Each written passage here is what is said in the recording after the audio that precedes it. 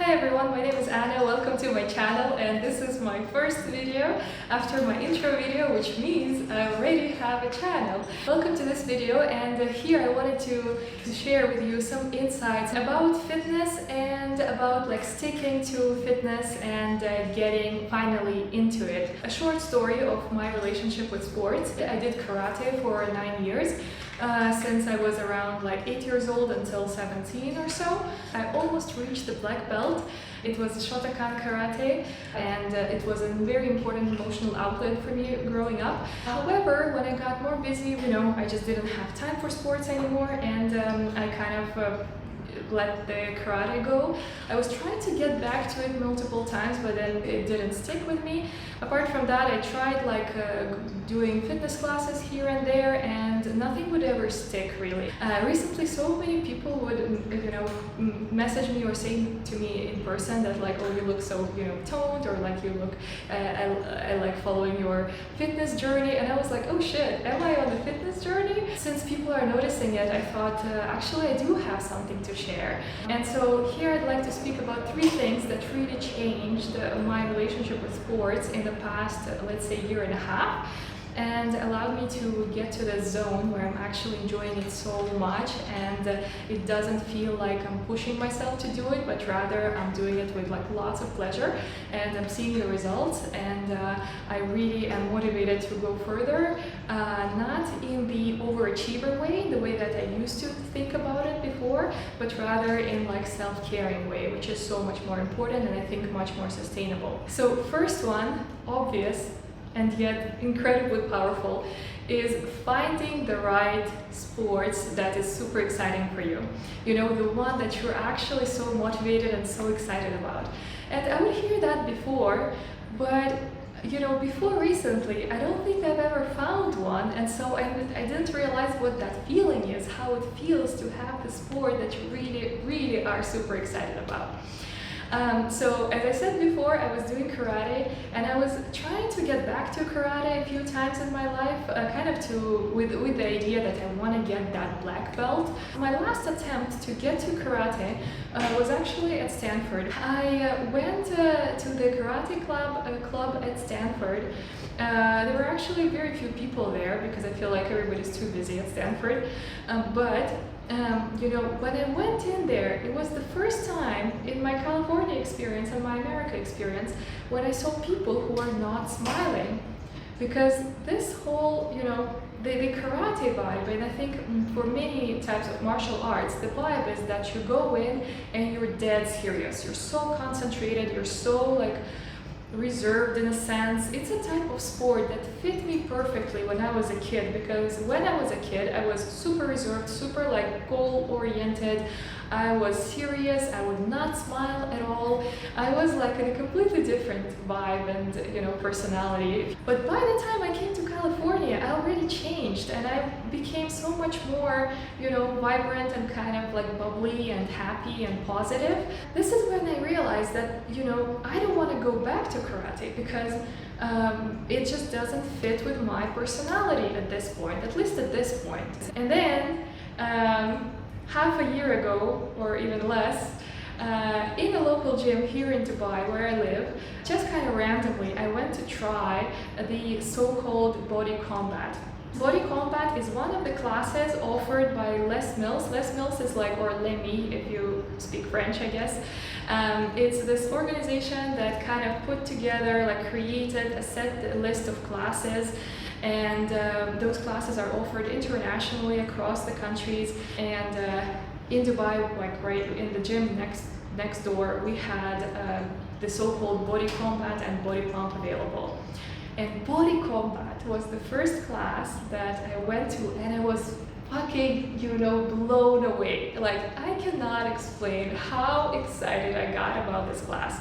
I mean, honestly, I went to the first class, and shout out to Sensei Emmanuel, who was the first one actually out of my Body Combat fantastic coaches, whose session I attended. It was such an insane session. Basically, to explain what Body Combat is, it's when you think about Zumba is a mix of dance choreography and fitness.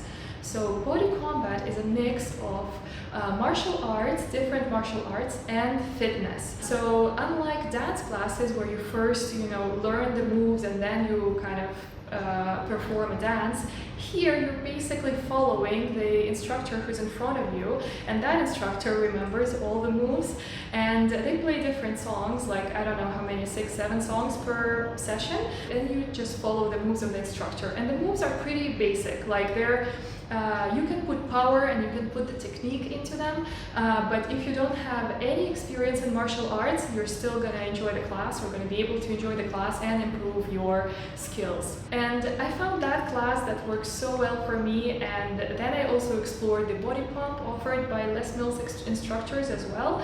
Those are kind of like the lifting, but mixed with fitness, let's say.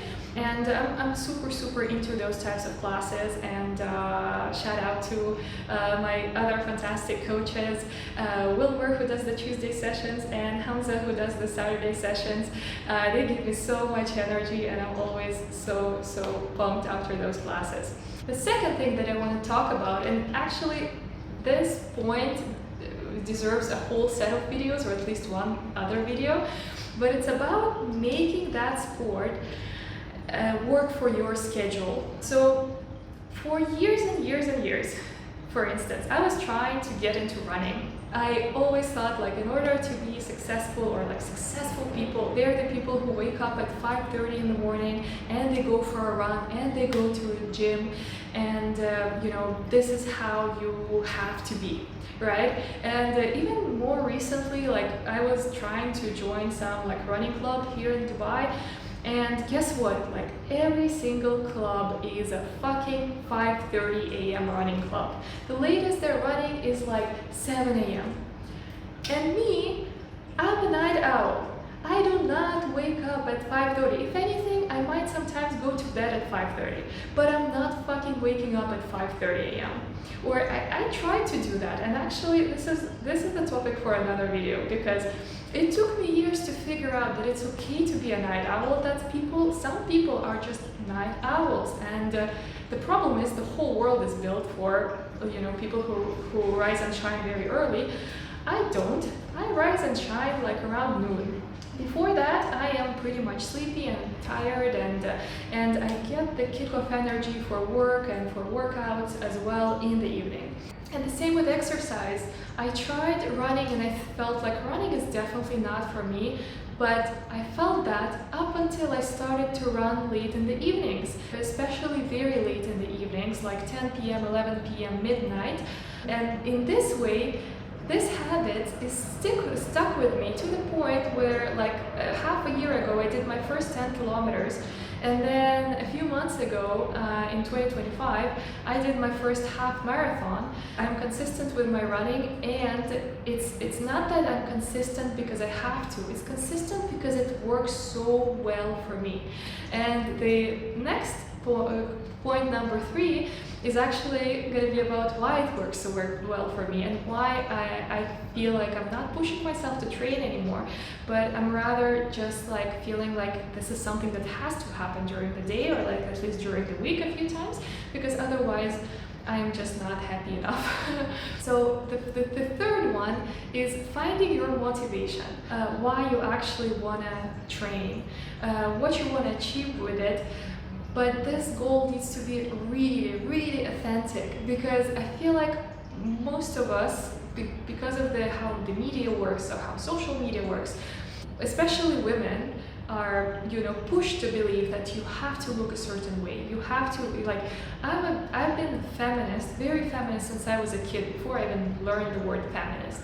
I didn't want to be like, like a Barbie, or like following the rules of like society and look pretty to be attractive, etc., etc. I was always like against it. I was like, I'm going to be powerful, I'm going to be independent, and blah blah blah. But still, I tried the dieting, but I did not like how I looked, and also I did not feel good in the body that I had for like a certain period of my life after I dropped karate, and when I was depressed and anxious, etc. So during those years when I was depressed and anxious, I was pushing myself to train and exercise to look better. not to feel better, but to look better.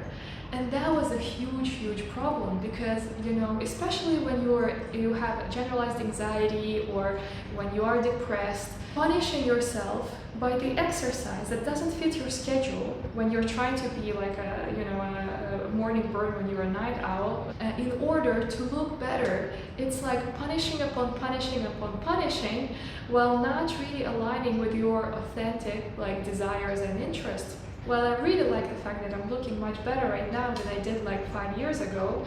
At the same time, one of the big things that made this whole kind of journey, the fitness journey, start and stick with me was the mental health, because I started to see how running works for my mental health. And actually, I remember the exact time when I first realized that, I actually feel the difference after running. On the day when I had a very tough work meeting I was working as a university admissions counselor, and I had this family, this particular mother who was incredibly tough to work with, and she was super dissatisfied, and it was not my fault, and I knew that it was not my fault, but at the same time, when people are unhappy and they're bringing all this aggressive or passive aggressive energy on you, it's a very natural human thing to react to it and to be hurt by it, or kind of disturbed, dysregulated by it. And I was very dysregulated. I was very emotional and angry, and I didn't know what to do with those emotions. I sent out some voice messages to my friends, but that didn't help.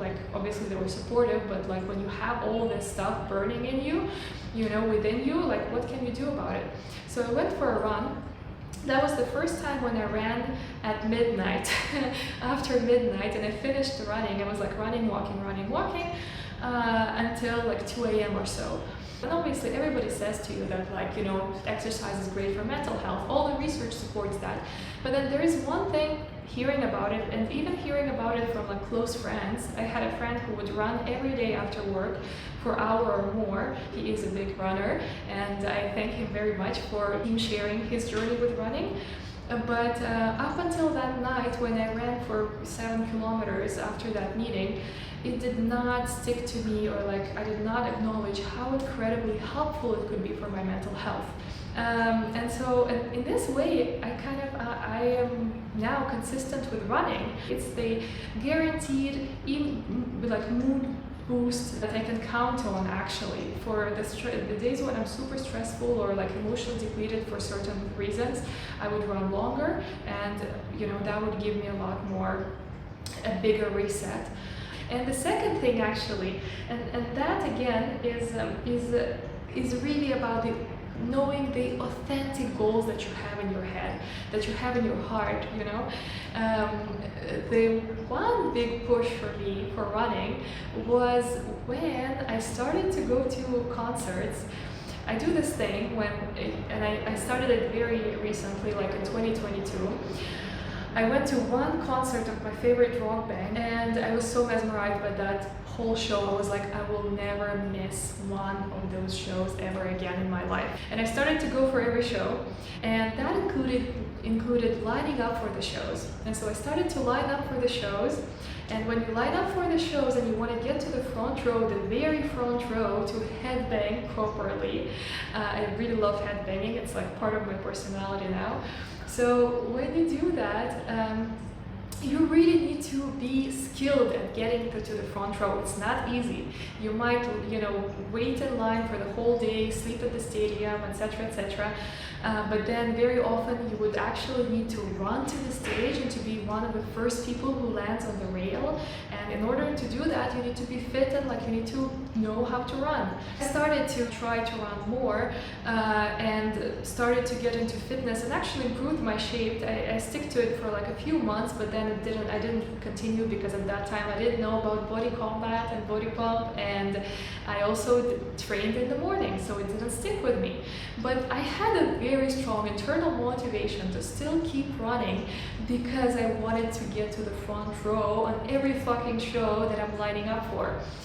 So that was my first why, why I started to run. But as I said, because I found, the activities that work for me and the times of the day when they actually work for me, this is how, I am progressing with my fitness journey. So I hope this will be helpful for some of you. I know it's super basic, but but even though it's so basic, it took me like 15 years or 20 years, depending on how you count, to figure this shit out. So thank you so much, and I'll talk to you about more insights in the next videos. And now I'm just gonna have to sit like this for until she wakes up, because I am not allowed by the rules of the universe to move at all until Lil B decides to leave this position. She's incredibly cute and she's up for adoption, but she's so incredibly charismatic and such a crazy troublemaker that I don't know if I'm gonna be able to let her go somewhere, but we'll see. Because she would benefit from being the only cat, because she needs a lot of attention. She's super loving. She's incredibly cute. She's very food motivated and she's incredibly smart. She runs the whole gang in here. But right now we're still looking for adopters to see if somebody fantastic is gonna show up, who will enjoy her type of personality. Yes, baby.